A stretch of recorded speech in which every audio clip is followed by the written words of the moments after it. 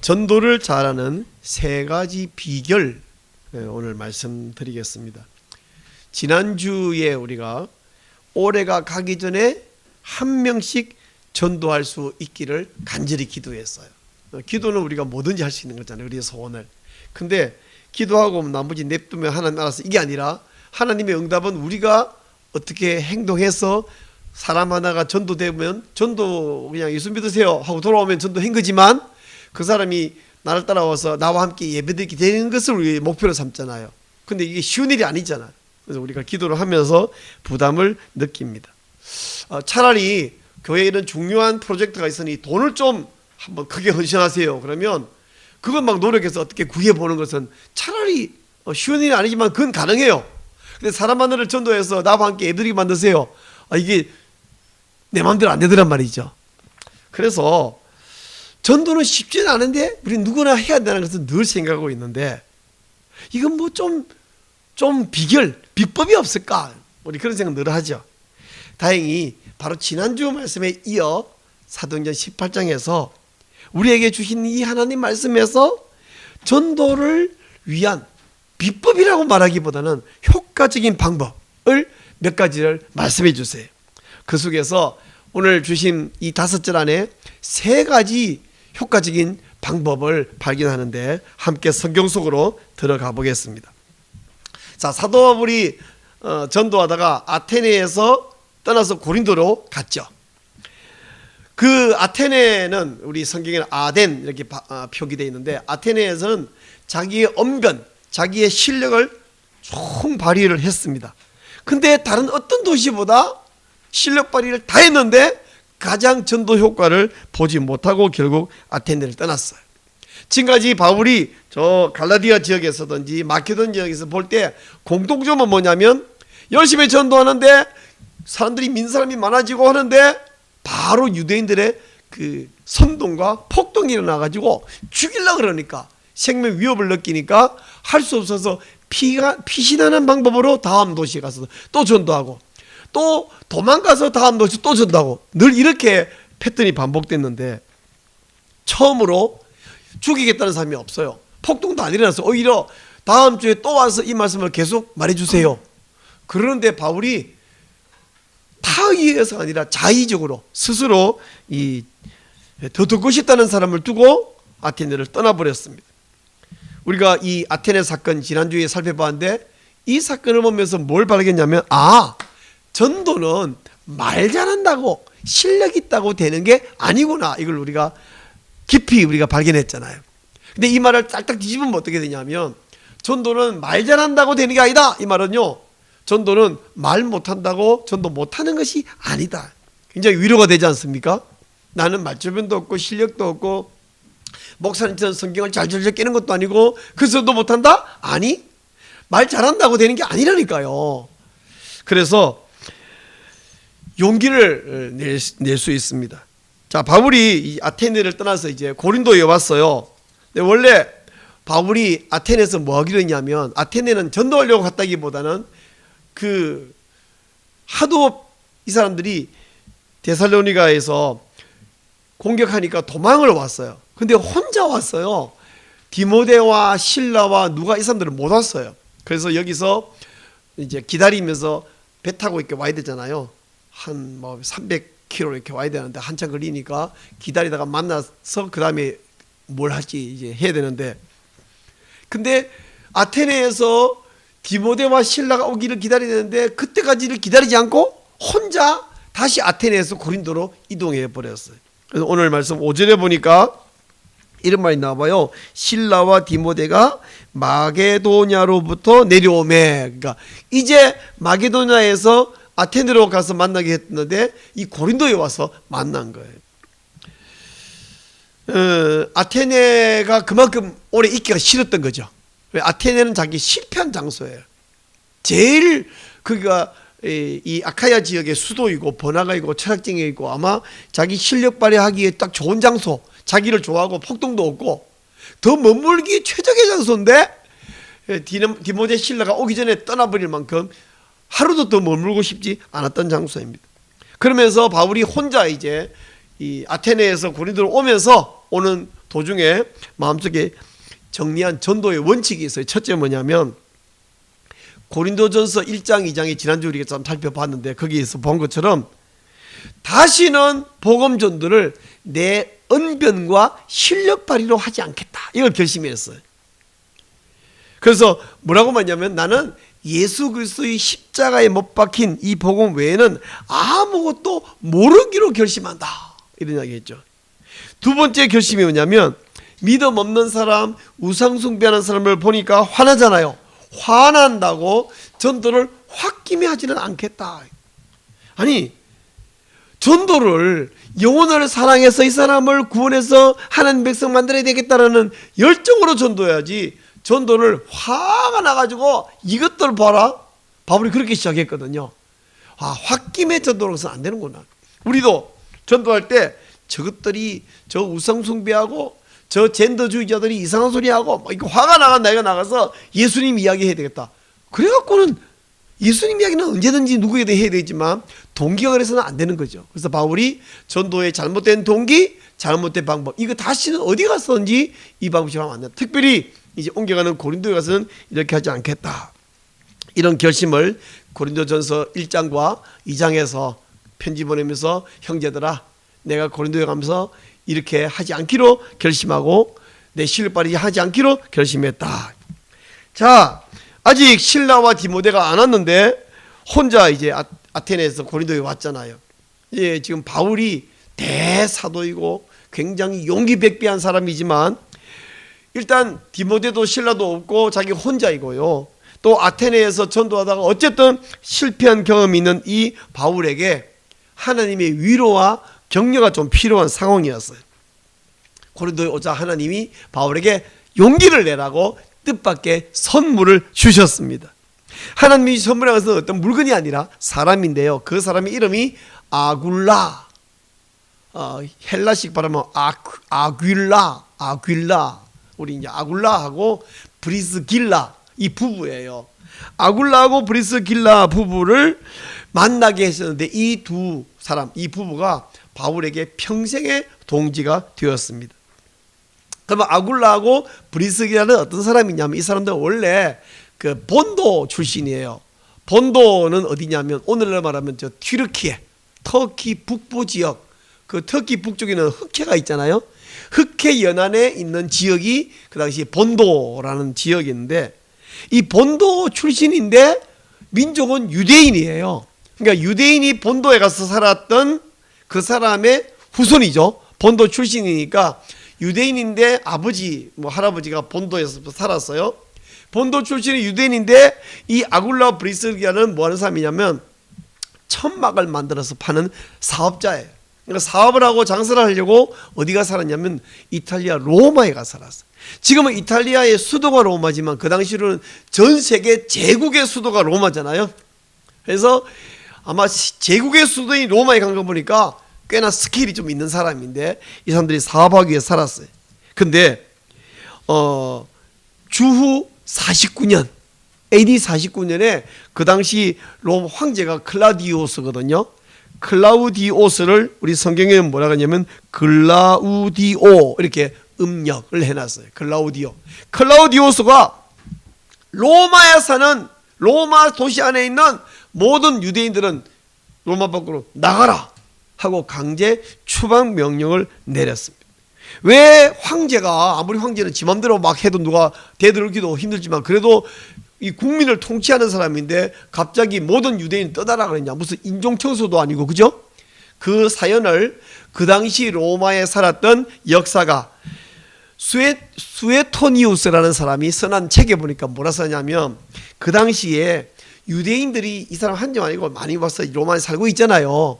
이 유대인들 사회에서 크레스투스라는 사람이 선동을 해가지고 자꾸만 이렇게 소요사태, 폭동이 여러 번 일어났대요. 그래서 황제가 안 되겠다. 너네 유대인들은 아예 선동하는 놈이든지 선동해서 폭동 일어나는 이렇게 놈이든지 다 그냥 떠나라. 그래서 강제 명령을 내렸다는 거예요. 자, 그러면 수에토니우스 역사가가 말한 그 크레스토르스라는 사람은 누구냐? 잘 모르죠. 근데 우리 많은 학자들이 이 역사가 수에토니우스가 말하는 크레스투스라는 사람이 사실은 크레스투스가 아니라 크리스토스일 것이다. 여러분, 크리스토스 누군지 알아요? 우리가 말하는 주 예수 그리스도, 이 그리스도라는 말은 헬라어 크리스토스가 음력돼서 그리스도가 된 거거든요. 그러니까 크리스토스는 우리 그리스도예요. 그리스도. 결국 이게 무슨 소리냐 하면, 우리가 바울이 전도할 때 늘 반복되는 패턴이 뭐냐면, 예수가 히브리어로 하마샤흐, 예수가 메시아다, 이렇게 말한 것이 바울의 전도잖아요. 구약에서, 성경에서 하나님이 메시아를 보내겠다라고 약속했는데 예수가 바로 그 메시아다. 그 메시아가 헬라말로 옮기니까 크리스토스잖아요. 예수가 그리스도다, 이걸 이야기했거든요. 그랬더니 안 믿는 유대인들이 그 말 들으니까 막 화가 막 폭발하는 거예요. 왜? 자기들은 예수는 이단이다, 예수는 신성 모독자다, 그래서 죽여야 할 놈이다, 이렇게 해서 죽였는데, 그걸 다 유대인들 사이에 다 알려져 있는데, 이 예루살렘에 사는 사람뿐만 아니라 온 세계 유대인들은 그 이야기를 다 그렇게 알고 있는데, 바울이라는 이 작자가 자기 도시에 와가지고, 그것도 회당에 와가지고 십자가에 못 박아 죽인 그 예수가 그리스도다, 크리스토스다, 이렇게 말하니까 화가 난 거예요. 자기들 입장에서는 신성모독이에요. 옛날 바울도 예수님 만나기 전에 그렇게 생각해서 막 때려 죽이고 잡아 죽였잖아요. 그래서 바울 잡아 죽이겠다는 겁니다. 그러니까 우리 입장에서는, 아니 저 유대인들은 진짜 징글징글하다 그라고 생각이 들지만, 유대인 입장에서 저 바울이라는 놈하고 저 예수쟁이들이 징글징글하다. 왜 저 말도 안 되는 이단, 말도 안 되는 그 사형수 예수가 크리스토스라고 계속 떠들고 다니느냐. 유대인 입장에서 이걸 보면 크리스토스의 선동이죠. 아마 이 역사가 수에토니우스가 크리스찬들의 말을 들은 게 아니라 유대인들로부터 사연을 들었다면 크리스토스의 선동이라고 책에다가 쓸만하죠. 자, 이 수에토니우스는 크레스투스라는 사람의 선동이라고 썼는데, 우리가 볼 때는 예수가 그리스도, 크리스토스라고 한 것이 이게 표현됐다라고 이해가 됩니다.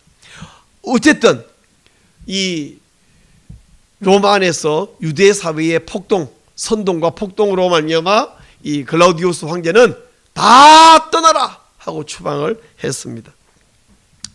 그 중에 한 부부인 아굴라와 브리스길라가 이제 로마에서 고린도까지 왔어요. 로마에서 고린도는 얼마나 뭐냐면, 제가 구글 지도에 꺼내가지고 재봤더니 직선거리가 1200km예요. 참고로 중국 북경에서 일본 동경까지는 직경거리가 1000km예요. 근데 배 타고, 이게 비행기 타고 가는 게 아니라 배 타고 이렇게 한반도 돌아서 이렇게 한다면, 아마 로마, 이탈리아 로마에서 걷고 배 타고 해가지고 고린도, 아카야에 있는 고린도까지 오는 1200km나, 오늘날 북경에서 걷고 배 타고 다시 동경까지 가는 거나 뭐 비슷했을지 모르겠는데, 참고로요, 1200km가 엄청 멀잖아요. 아무리 빨리 가도 한 열흘은 걸렸을 건데, 배 길이 안 좋으면 뭐 더 걸렸을지 모르겠는데, 이게 지금 여행이 아니라 이민이에요. 이민. 그죠? 터전을 다 챙겨가고 다시는 로마로 돌아갈 일이 없어요. 가서 한 달 있다 온다는 게 아니에요. 완전히 떠나는 거니까 지금까지 세간살이와 모든 사업 터전을 다 버리고 잃고 그 챙겨가지고 이민을 떠납니다. 로마에 살던 사람이 고린도까지 얼마나 마음이 힘들겠습니까? 자, 이 새로운 곳 로마에 왔는데 여기서 자기를 맞이해 줄 사람이 있을까? 없잖아요. 친척이 있는 것도 아니고. 그런데 비슷한 시기에 누가 왔냐면 아테네에서 전도하던 바울이 이 고린도에 온 거예요.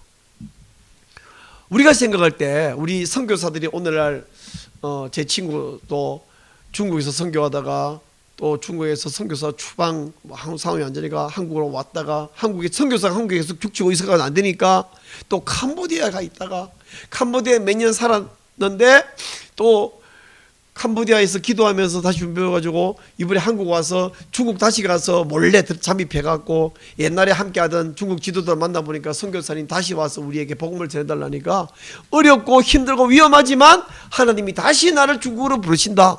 그러면서 중국 들어가기로 결심했다고 개인 톡을 보내서 설명했는데 이런 이야기는 공개 석상에 올리면 안 된다는 거예요. 얼마나 힘들겠어요. 근데 그 중국 선교사가 여기에 몇 년 하는데 여행한 게 아니에요. 자기는 거기 사는 거예요. 선교사는. 바울도 지금 고린도에 잠깐 전도하고 휙 떠나려고 한 게 아니라 거기 살려고 왔어요. 지금 이제 바울이 이 도시 저 도시 전도 다닌 게 전도 여행을 다닌 게 아니에요. 사람들은요, 바울의 1차 전도 여행, 2차 전도 여행, 3차니까 무슨 여행 다닌 것으로 오해하면 안 됩니다. 1차 전도를 가서 이 도시에 살려갔더니 못 살게 하는 거예요. 죽이려는 거예요. 그래서 하소시 피신했어. 또 전도하니까 죽이려고 그러는 거예요. 또 도망가요. 그러니까 도망 다니고 다닌 것이 조합해보니까 뭐 전도 여행이 된 거죠. 바울이 자꾸 여행 다녔다고 생각하면 큰일입니다. 바울은요, 아테네에 가서 거기는 잠시 머물렀지만 지금 고린도에 온 거예요. 고린도에 살면서 복음을 전하려고 온 거예요. 어느 지역이 여행 다닌 게 아니에요. 바울은 고린도에 살려왔어요. 뭐 하려고? 전도하면서 살라고. 근데 아굴라고 브리스기라는 사업하려고 고린도에 왔는데 간발의 차이로 바울이 먼저 도착했잖아요. 그리고 어찌어찌하여 아굴라와 브리스기라 유대인이니까 왔다는 소식이 전해졌죠. 자, 여기서 이제 전도의 비결이 되는 중요한 표현을 제가 몇 개 발견하는데요. 첫째는 2절에 한번 보세요. 2절 끝에 이런 표현이 나와요. 브리스길라와 함께 이탈리아로부터 새로 온지라 라는 표현이에요. 이 말이 엄청 중요한데 왜 중요하냐면요, 아굴라와 브리스길라가 새로운 터전을 찾아서 로바를 떠나 무려 직선거리로 1200km, 직선거리 1200km 비행기 타면 금방 와요. 근데 2000년 전 이야기잖아. 비행기 없잖아. 백길도 순탄치 않잖아. 자동차 없잖아. 그 어렵게 고린도에 왔는데 처음 새로 왔어요. 새로 왔으니까 자기를 맞아줄 사람도 필요하고 새로 사업을 하려면 좋은 동지를 만나야 되잖아요. 그죠? 사업을 한다면 혼자 독점하는 게 아니라 자기와 함께 천막을 만드는 사람도 필요하고 그걸 팔기 위해서도 동지가 필요해요. 근데 이런 상황에 있는 아굴라 브리스길라가 왔다는 사실을 어떻게 하여 바울이 알게 됐어요. 그래서 여기 보니까 새로 온지라 바울이 그들에게 가메 이렇게 말했어요. 이 가메라는 이 단어도 프로세로코마이라는 이 헬라 단어는 어떤 뜻이냐면 가까이 접근했다는 뜻이에요. 두벅두벅 걸어갔다는 말이 아니라 접근했다는 말은 친하게 지내고 싶어서 그에게 다가갔다 이런 뜻이에요. 그냥 갔다, 이게 걸어갔다는 게 아니라 다가갔다, 가까이 접촉을 하러 왔다 이런 뜻이에요. 그래서 이 새로 왔다 라는 말과 바울이 그들에게 프로세로코마이 다가갔다, 접근했다, 이 두 단어가 되게 중요한데 왜 중요하냐면 효과적인 전도 비결은 뭐냐면 새로 와서 정착하는 사람, 도움이 필요하고 안내가 필요한 사람에게 가까이 접근하는 것이 전도에 매우 효과적이다 하는 사실입니다. 문장이 길어서 정리가 안 될지 모르겠는데 전도의 비결 첫 번째 뭐냐면 새로운 사람에게 접근해라. 새로운 사람에게 가까이 친근하게 다가가라. 한번 따라해 볼래요? 새로 온 사람에게 가까이 다가가라. 이게 전도의 비결입니다. 왜냐하면요, 어느 사회든지 어느 지역이든지 먼저 자리를 차지하고 와 있는 사람은 새로운 사람에게 자기 자리를 양보하기를 아무도 원하지를 않습니다. 이 원하지 않는데 사람들은 새로운 사람이 자리를 자꾸 차지하려고 하죠. 그래서 생겨난 속담이 뭐냐면 굴러온 돌이 박힌 돌 빼려 한다. 이건 지금 기분 나쁘다는 얘기예요. 그 속담, 그죠? 그게 부당하다는 소리예요. 굴러온 돌이 어떻게 박힌 돌을 비껴 내가 박힐 거야. 근데 이 돌 얘기가 아니잖아요. 근데 사람들은요, 굴러온 사람이 박힌 사람을 빼려고 하죠. 근데 박힌 그 돌은 잘 박혔던 대충 박혔던 기분이 나쁘죠. 그래서 알력이 생기는 거예요. 요즘 우리나라의 TV라 이렇게 보면 귀농하는 사람 이야기가 많이 나옵니다. 근데 이 귀농하는 사람에게 어려움이요, 농사 방법을 모른다 이게 아니래요. 그건 오히려 농업진흥청에서 많이 교육을 해줘서 수십 년 농사 지은 사람보다 이 사람이 어쩌면 농사 실력, 새로운 기술이 많이 알고 있어요. 근데 이 사람들에게 어려움은 오히려 그 시골 노인들의 텃세가 문제가 된대요. 어디 가면 뭐 수돗물을 안 주고 끊어버리고, 어디 가면 길을 틀어막고, 자기 이 길이 사실은, 근데 시골 가면 그런 게 많거든요. 이 길은 길로 쓰이지만 사실은 자기 땅인 경우가 많아요. 그러니까 거기 틀어막고 못 다니게 하는 거예요.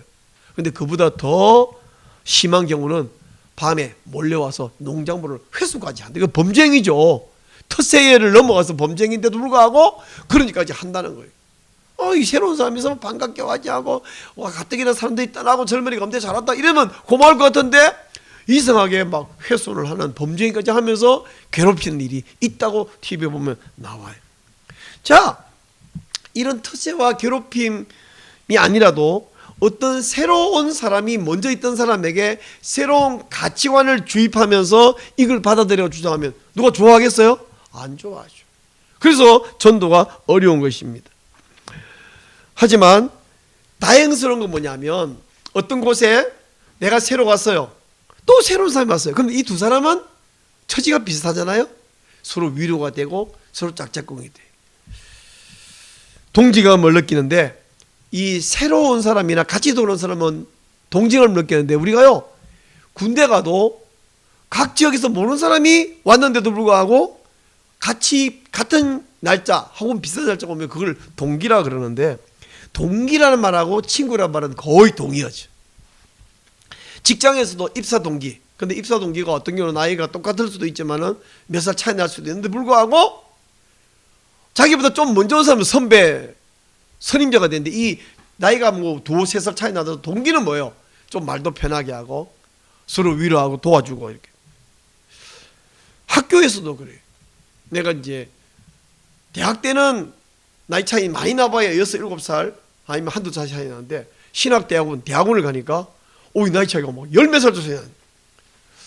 그런가 하면 그때는 내가 그 10몇 살 차이 난 중에 젊은 척에 속했는데, 이제 나이가 많이 들어서 박사과정 들어가 보니까 나보다 많은 사람은 하나도 없어.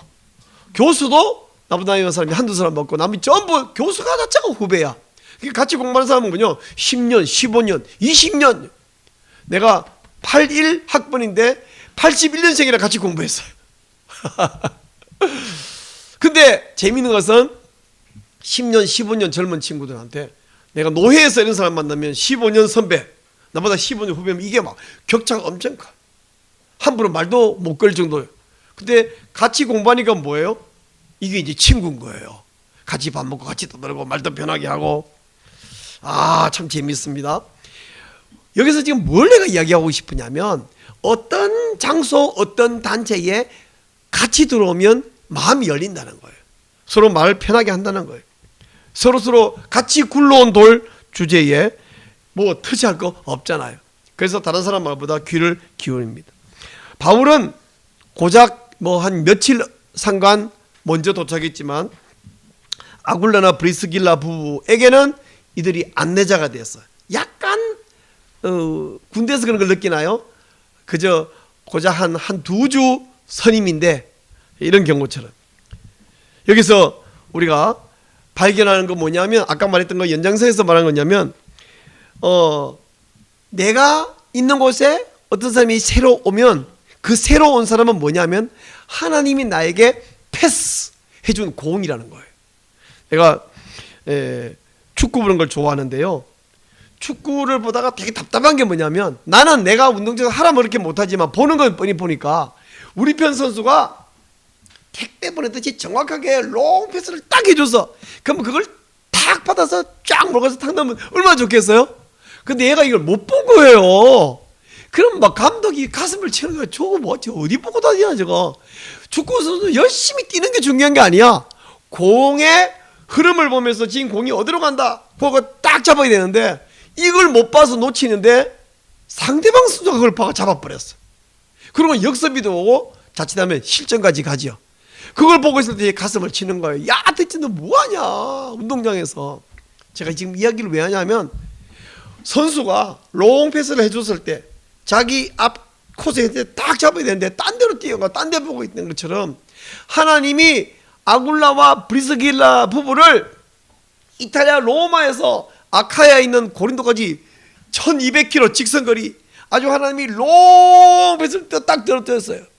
근데 이걸 못 보고 놓쳐버리면 하나님이 가슴을 치겠죠. 바울은 그걸 안 놓쳤어요. 바울은 정확하게 보고 있다가 공이 날라오네, 내 앞으로 오네, 그러면 이제 쫓아가서 딱 잡으면 되겠네 하고 아굴라 프리스길라 선물을 감사합니다 선물을 받아서 바로 골인 시킨 거예요. 이 축구 운동장에서 벌어지는 똑같은 일이 우리 삶에서 나타나는데 하나님이 우리에게 야 내가 롱패스 한다 잘 보고 잡아 그러는데 나는 딴 데 정신이 팔려 있어. 공이 날라오든지 말든지. 그러면 하나님이 얼마나 답답하겠어요. 근데 사실은 나중에 정신 차리고 보니까 하나님이 패스해 준 걸 내가 놓쳤네. 우리도 얼마나 답답하겠어요. 사도 바울은 그걸 놓치지 않았습니다.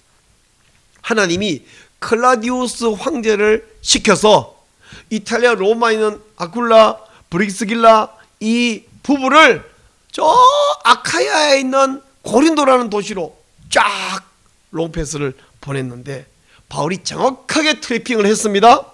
그리고는 놓치지 않고 골인시켰는데 이제 내가 이 축구 용어를 빌려서 설명하자면 하나님은 자주 종종 우리에게 롱패스를 해주고 있어요. 근데 내가 그걸 안 보고 있으니까 하나님이 뭐 하시는 걸 봐야 되는데 안 보고 있다 보니까 나한테 보내주는 롱패스를 놓치는 거예요. 이제부터 바울이 한 것을 잘 보면서 아하 축구 운동장에서 45분 동안 총 90분 동안 선수들은 딴짓하면 안 되죠. 한두 판만 안 되죠. 공의 움직임을 봐야 되잖아요. 그리고 내 주위에 상대방 선수 움직임도 보고 이걸 해야 되는데 우리가 인생을요 봐서 축구 운동장에서 국가대표라면 45분 45분 90분을 뛰는데 우리 인생은 90년밖에 못 살아요. 어떤 사람은 30년 40년 어떤 사람은 100년도 살지만 평균 80년 어간 살아요. 좀 약간 여유있게 말하면 90년 살아요. 축구선수 90분 뛰어요. 우리 인생 90년 산다고. 90분 내내 정신 차리고 공의 움직임을 봐야지. 그거 끝나면 푹 쉬어. 집에 가서 쉬고 사우나 가서 쉬고 맛있는 거 먹고 쉴 거라고. 우리 90년 끝나면 천국에서 푹 쉴 거라고요. 근데 이 땅에서 쉬면 안 되죠. 땅에서 쉬면. 땅에서는 축구선수 국가대표 90분 뛰는 것처럼 90년 뛰는 건데 제발 하나님의 패스를 놓치지 말고 잘 트래핑 잘 하시기 바랍니다. 내게 주신 전도의 기회를 놓치지 않고 성공해야 되는데 많이 놓쳤어요. 한눈 팔고 딴짓 하다가. 그래놓고는 전도 대상자가 없어요. 저는 그렇게 말해왔다고요. 지나고 생각하면 생각해봐도 생각 안 나는 사람도 있고 생각해보면 아 그때 그 사람이었어 이렇게. 하나님이 나한테 보내준 아굴라와 브리스길라였는데 그 내가 트래핑을 못해가고 놓쳤어. 떠오르는 사람도 있고 안 떠오르기도 해요. 왜? 놓쳐가고 놓친 줄도 모르니까. 자 오늘 본문에서 말하는 전도의 비결 첫 번째 하나님이 보내신 사람 새로운 사람이 새로운 사람 거기에 프로세르코마이 다가가야 된다. 두 번째 전도의 비결인데 그냥 뭐냐면 3절 끝에 나오는 3절에 나오는 말인데 3절 처음에 나오는 말인데 생업이 같음으로라는 말이 나와요. 이 생업이 같음으로 하는 것은 이 호모 테크노스인데요. 테크노 우리 테크노라는 단어 알죠? 영어에서 기술 스킬이라는 의미로 쓰이지만 헬라어인데 기술 이것이 원래 먹고 사는 직업인데 호모 같다는 거예요. 테크노가 기술이 같다는 거예요. 유대인들은 학자든지 뭐든지 간에 반드시 이 먹고 사는 기술 하나를 배워야 되는 의무로 배워야 되는데 바울은 대학자이면서도 천막 기술자예요. 근데 브리스길라 아굴라는 학자는 아니고 아예 천막 기술이 직업이죠. 그래서 이제 둘이 같이 이야기하는데 사람이요 아까 동기면 동질감을 느끼고 마음이 열린다고 말했듯이 직업이 같거나 취미가 같으면 금방 친해져요. 우리 친구 임 목사님은 공차는 걸 너무너무 좋아하는데 이 친구 자동차 뒤에 열면 언제나 공이 한 3개 들어있어. 그리고 막 이 네트, 족구 네트도 들어있어. 이 친구 하는 말이 공 딱 들고 운동화 신고 운동장에 탁 가면 청소년들이 다 모여든대. 공 찾아 그러는 거예요. 축구를 좋아하는 사람이나 족구를 좋아하는 사람은 공 들고 운동장에 가는 순간 그 사람이 어디서 왔는지, 나이가 몇 살인지, 뭐 하는 사람인지 안 중요해. 그냥 공 차러 온 사람들이기 때문에 그 와 있는 사람은 다 함께 공에 덤벼듭니다.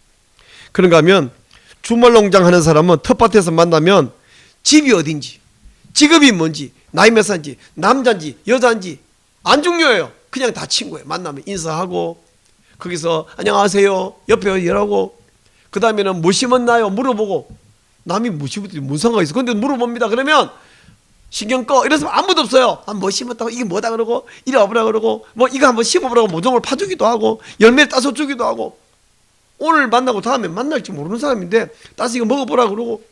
재밌죠. 나는 목사라니까 목사는 다 내 친구예요. 교수들은 교수들끼리, 기업가는 기업가끼리, 의사끼리, 골목길에서 장사하는 사장들은 그 사람이 원래는 뭐든지 지금 나이 상관없어요. 그냥 골목길 옆집에 장사하면 다 동료고 친구가 됩니다. 우리가 나랑 직업이 다른 사람 만나기 어려워요. 근데 직업이 같거나 취미 같으면 만나기 쉬워요. 결국에는 뭐냐면 나랑 만나기 쉽고 친하기 쉬운 그 사람이 하나님이 내게 주신 전도 대상자라는 거예요. 만나기 쉬운 사람 만나고 만나기 어려운 사람을 막 전도하려고, 내가요 대기업 회장을 만나 전도하려고 하면 그 사람 날 만나주냐고 안 만나주는데, 이 말을 들을 때 여러분 머릿속에 떠오르는 사람이 있을지 모르겠어요. 아, 그 사람 내가 전화 걸면 언제나 만날 수 있는 그 사람. 근데 그렇지 않은 사람을 내가 접근하면 조금 무슨 꿍꿍이가 있어 왔나, 나한테 뭘 바라고 왔나, 내가 바쁜데 사람 왜 만나줘야 되나. 근데 어떤 사람은 그런 고민 안 하고 의심 안 하고 그냥 연락하면 그런 것보다 안 만나는 사람이 있는데, 바로 그 사람에게 예수님 이야기하면 되는데, 많은 경우에 어떻게 하냐, 만나기 쉬운 그 사람은요 그냥 만나갖고 농작물 어떻게 자라는지 이야기하고 음식 어떻게 만드는지 이야기하고 날씨 이야기하고 맨날 그 얘기만 한다. 정치 이야기하고 그 얘기만 한다는 거예요. 바로 그 사람에게 전도하면 되는데, 그 사람은 늘 만나기 편한 그 사람은 그냥 그 취미 혹은 직업 이야기만 하지 예수 이야기 안 하고, 아예 어느 날 자 지금부터 30분 지금부터 1시간 동안 전도하는 시간이다. 그러고 나가지고 모르는 사람한테 자 예수 믿으세요. 예수 믿기는 그냥 나를 만나 대화도 안 해주는 걸요. 늘 언제나 편하게 접근할 수 있는 사람, 이 생업이 같으므로 호모 테크노스, 바로 이게 말합니다. 직업이 같거나 취미가 같거나, 바로 이 사람이 우리가 전도해야 되는 대상이다. 전도의 두 번째 비결은 취미나 직업이나 환경이 같아서 접근할 수 있는 그 사람이 우리 전도 대상이에요.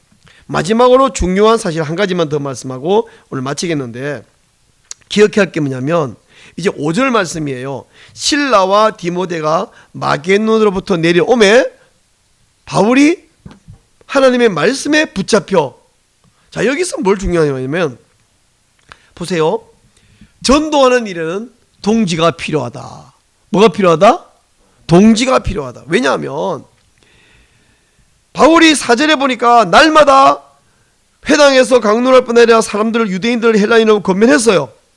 근데 바울은요 성격이 적극적이에요. 뭐든지 혼자서 잘해요. 근데 그런 바울에게도 동지가 오니까, 동력자가 오니까 힘이 났습니다. 원래도 사도 바울은 말씀에 사로잡힌 사람, 성령 충만한 사람이에요. 근데 이 바울이 동지들이 오니까 더욱 말씀에 사로잡혀서 예수가 그리스도다 라고 밝히 전했다는 거예요. 우리 여러분 요새 평소에 맛있는 거 많이 먹어요? 못 먹어요? 맛있는 거 많이 먹어요. 근데 맛있는 거 많이 먹으니까 맛있는 거 질렸습니까? 아니에요. 더 맛있는 거 먹고 싶어요. 마찬가지로 은혜 충만하고 말씀 충만한 바울입니다. 근데 동지들이 오니까 더 은혜가 충만해졌어요.